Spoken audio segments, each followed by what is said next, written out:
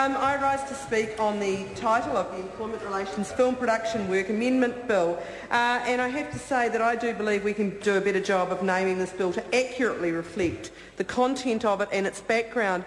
I quite like the amendment of my colleague, the Honourable Trevor Mallard, which was to omit the words film production work and insert the words as requested by Warner Brothers. And as I said earlier, the reason I like this idea is that I think it accurately reflects the issue and the question of what is happening to New Zealand's political and economic sovereignty. What a lot of us have seen over the last few days has made us very worried about the extent to which our domestic policies and legislation are our own or driven by outside forces. And I asked earlier today, and I still am waiting for an answer to these questions, about whether labour laws should be changed in response to domestic concerns and issues, and if not, what basis should those labour laws be contemplated, changes to them? And I still am waiting for the Minister to respond to that. And secondly, I asked for circumstances where sovereign states, like New Zealand, have changed labour laws in response to demands of foreign corporates. Again, no response from the Minister. The ones I'm aware of are things like export processing zones in Southeast Asian countries, and they have been where effectively all rights for workers have been removed. So I'm looking for examples where perhaps a developed country like New Zealand would be responding to the demands of a foreign corporate to change its domestic labour laws.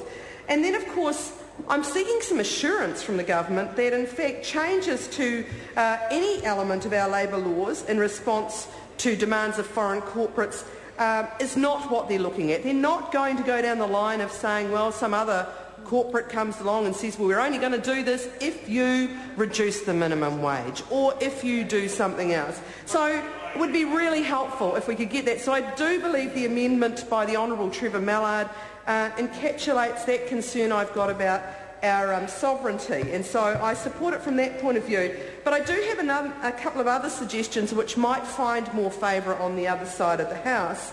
And the first of those would be the Employment Relations Film Industry Not Really Clarification Amendment Bill, because we've heard a lot today about this being a necessary clarification.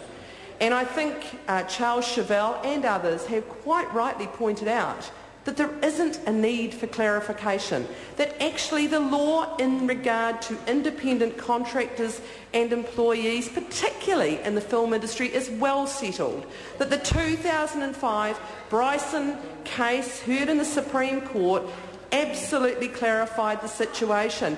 And just for the record, because I know some over there perhaps are not that familiar with that case, we were talking about somebody who was deemed in the end to be an employee, and he was on the grand sum of $18 an hour. So this isn't a high-paid independent contractor, as some have alluded to. This was a worker in the film industry on actually a relatively low wage, who in the end was deemed to be an employee. So the law is quite well settled. So that the clarification that supposedly is necessary, which Jerry Brownlee said, well, actually, Warner Brothers didn't require that clarification. It was off the government's own bat. Whereas, of course, the Honourable Stephen Joyce said quite a different thing a little later, where he said, no, they were responding, the government, were responding to the requirements of Warner Brothers to make these changes. Whichever way round, the clarification issue seems to be a little unnecessary.